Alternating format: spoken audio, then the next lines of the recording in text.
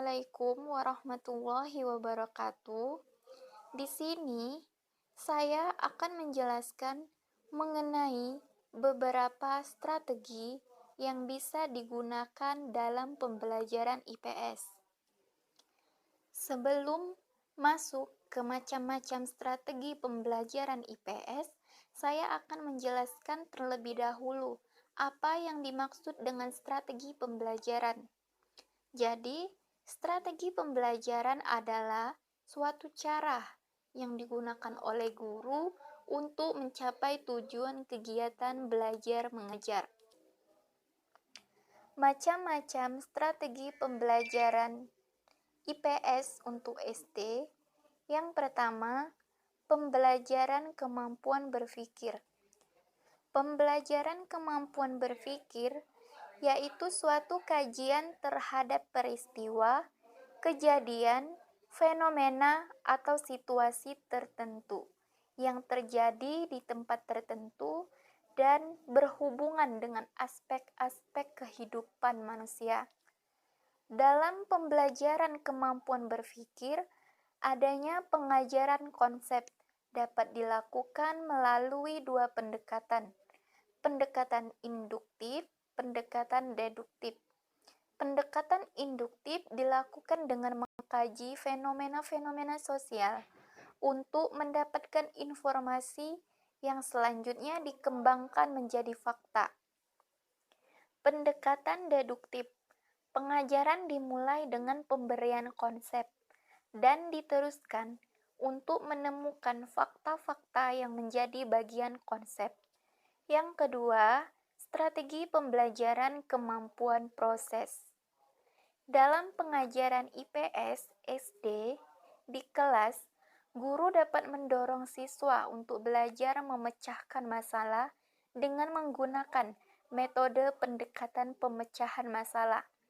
Dengan cara pendekatan akan terjalin sebuah komunikasi yang baik antara guru dengan siswa, sehingga antara guru dan siswa tidak ada pembatas. Yang ketiga, strategi pembelajaran inquiry. Maksudnya, siswa mampu menemukan jawaban sendiri dari pertanyaan-pertanyaan yang timbul. Pengajaran inquiry merupakan bentuk pengajaran yang mengenalkan konsep-konsep secara induktif. Yang keempat, strategi pembelajaran kooperatif. Pembelajaran kooperatif, pembelajaran yang menghendaki siswa belajar secara bersama-sama, saling membantu satu sama lain dalam belajar, dan memastikan bahwa setiap orang dalam kelompok mencapai tujuan atau tugas yang telah ditentukan sebelumnya. Yang kelima, strategi pembelajaran nilai. Di dalam strategi pembelajaran nilai adanya bermain peran. Suatu proses belajar di mana siswa melakukan sesuatu yang dilakukan oleh orang lain. Dalam proses belajar bermain peran, siswa diajak untuk berpikir, berperan, dan bertindak, bukan sebagai dirinya tetapi sebagai orang lain. Selanjutnya adanya sosiodrama.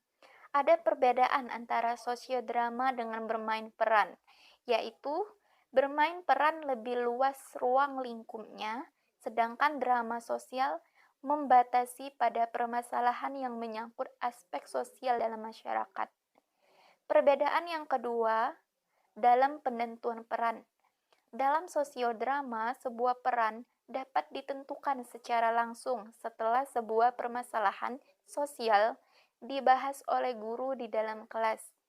Peran yang dimainkan oleh siswa tidak memerlukan persiapan khusus, seperti dalam bermain peran.